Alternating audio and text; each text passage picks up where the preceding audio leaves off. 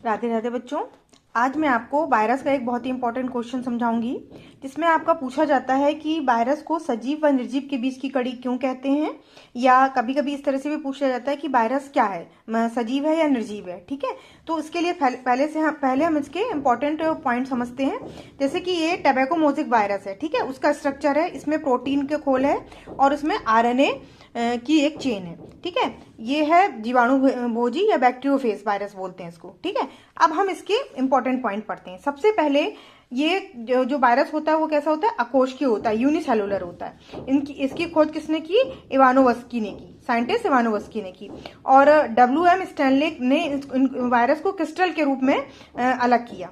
अब न्यूक्लियोप्रोटीन के बने होते हैं वायरस, किसके बने होते हैं, न्यूक्लियोप्रोटीन के, जिसमें डीएनए या आरएनए होता है। न्यूक्लिक अम्ल के रूप में या तो डीएनए होगा या आरएनए होगा।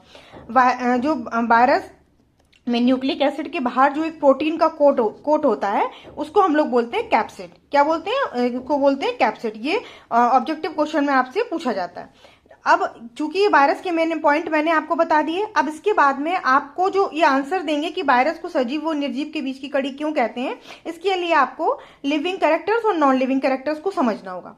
सबसे पहले आप इसके लिविंग कैरेक्टर्स ध्यान में रखिएगा कि ये सजीव कोशिका में ही सक्रिय होते हैं, यानी कि लिविंग सेल से अगर ये बाहर होंगे तो ये एक्टिव नहीं होंगे।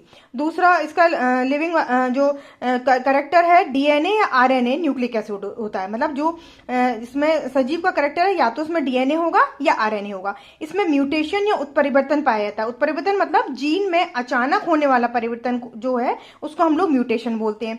ये जो कैरेक्टर होता है वो सजीवों का कैरेक्टर होता है, जो कि वायरस में पाया जाता है। नेक्स्ट हम इसके समझेंगे कि इसके नॉन लिविंग कैरेक्टर्स कौन से हैं। इसका क्रिस्टलीकरण किया जा सकता है, जो कि नॉन लिविंग का ही पॉसिबल है।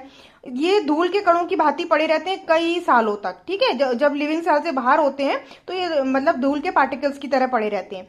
इसकी कोशिकीय रचना इसमें कोशिकीय रचना या सेलुलर स्ट्रक्चर का अभाव होता है। इसमें उपापचय क्रिया यानी मेटाबॉलिक रिएक्शंस नहीं होती हैं, जो नॉन लिविंग की तरह ये बिहेव करता है। ठीक है, तो वायरस में सजीव और निर्जीव दोनों के कैरेक्टर पाए जाते हैं, इसलिए हम लोग इसको सजीव और निर्जीव के बीच की कड़ी कहते हैं। ये बहुत ही इंपॉर्टेंट क्वेश्चन है, आप इसको बहुत अच्छी तरह से तैयार कीजिए इसके मेन कैरेक्टर्स के। ठीक है, आप इसको समझ के, इसके कहीं से हर पॉइंट को समझ के इसके आंसर को आसानी से आप लिख सकते हैं।